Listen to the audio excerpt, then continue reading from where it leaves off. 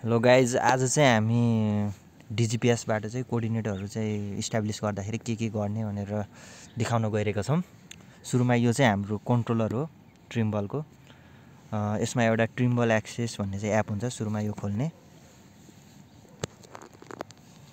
अनि यसलाई खोलिसकेपछि सुरुमा चाहिँ एउटा हामीले प्रोजेक्ट बनाउनु पर्ने हुन्छ। न्यू भन्ने अप्सन हुन्छ। भएन, न्यूमा जाने, त्यसपछि यहाँ नाम दिने एउटा प्रोजेक्टको लागि। अहिलेलाई मैले ल टेस्ट 1 भनेर राख्दै। ल टेस्ट 1 भनेर त्यसपछि यहाँ क्रिएट भन्ने अप्सन हुन्छ। क्रिएट गर्ने the project name already exist भएको कारणले गर्दा अर्को राखेँ मैले। ल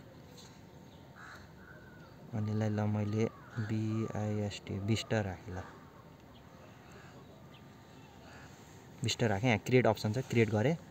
त्यसपछि हामीले यो एउटा जब नेम दिनुपर्ने हुन्छ। जबको नाम पनि मैले ल बिस्ट नै राखेँ, किनकि पछि डेटा हामीले खोज्न सजिलो हुन्छ। बिस्ट भनेर राखेँ। त्यसपछि यहाँ एक्सेप्ट भनेर गरेँ। हामीले चाहिँ अहिले यहाँ टेम्प्लेट पनि एउटा नयाँ बनाएर देखाउँछ, नत्र यो पुरानो टेम्प्लेटमा पनि गर्न सकिन्छ। यो चाहिँ हाम्रो भयो। ल टेम्प्लेटको लागि चाहिँ के गर्ने भन्दाखेरि चाहिँ यहाँ हाम्रो सेटिङमा जाने, यहाँ टेम्प्लेट भन्ने अप्सन हुन्छ। टेम्प्लेटमा जाने, त्यसपछि यता हाम्रो लेफ्ट साइडमा चाहिँ न्यू भन्ने हुन्छ। न्यूमा जाने। त्यसपछि ल टेम्प्लेट नेम चाहिँ मैले अहिलेलाई के दिएँ भन्दाखेरि ल बिस्ट नै राखिदिएँ। टेम्प्लेट नेम पनि बिस्ट। त्यसपछि अब यहाँ हामीले कोअर्डिनेट सिस्टम चाहिँ 45 डिग्री नर्थ युटिएममा गर्छौँ धेरै जस्तो, त्यही भएर त्यही राख्थेँ। त्यसपछि यहाँ एक्सेप्ट भनेर गर्ने। त्यसपछि यति भइसकेपछि ब्याग आउने हाम्रो। अब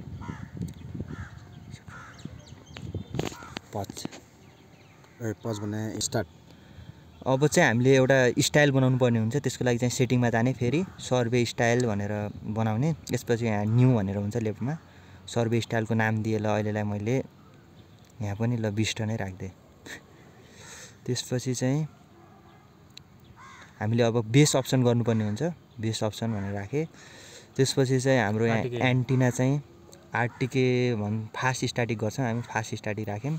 त्यसपछि एन्टिना चाहिँ हाम्रो एन्टिना R4S इन्टरनल भन्ने हो, यो राख्यौँ।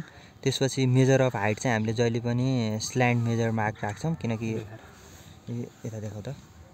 स्ल्यान्ड मेजर मार्क भनेको चाहिँ यहाँ मार्क गरे हुन्छ एउटा यहाँसम्म चाहिँ लग्छौँ, त्यही भएर चाहिँ हामीले स्ल्यान्ड मेजर मार्क नै राख्छौँ।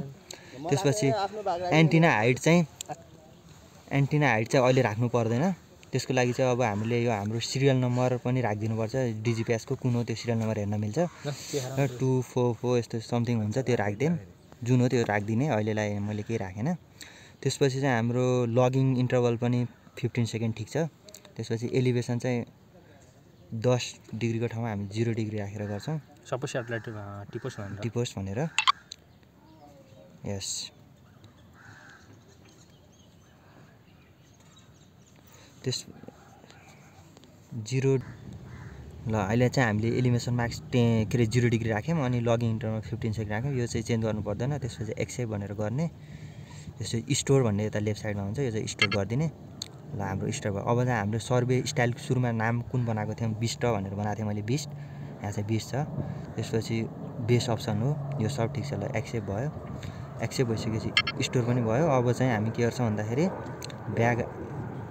ब्याग आएर आफ्नो जबमा जान्छौँ। अनिलाई ल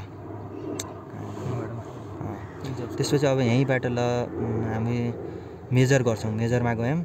मेजर गइसकेपछि हाम्रो कुन हो त, यहाँ चाहिँ बिस्ट भनेर छ स्टाइल, यहाँ बिस्टमा क्लिक गऱ्यौँ। त्यसपछि हामीले स्टार्ट बेस रिसिभर भनेर गर्छौँ। Start base receiver. ल अब हाम्रो स्टार्ट भयो सर्वे। पोइन्ट नाम दिन्छौँ, जस्तै अहिले हामी ल 1000मा छौँ, 1000 भनेर दियौँ।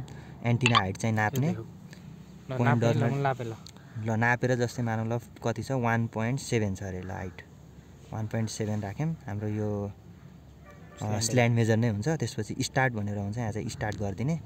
ल हाम्रो सर्वे चाहिँ स्टार्ट भयो। अब बेस स्टार्टेड, ओके,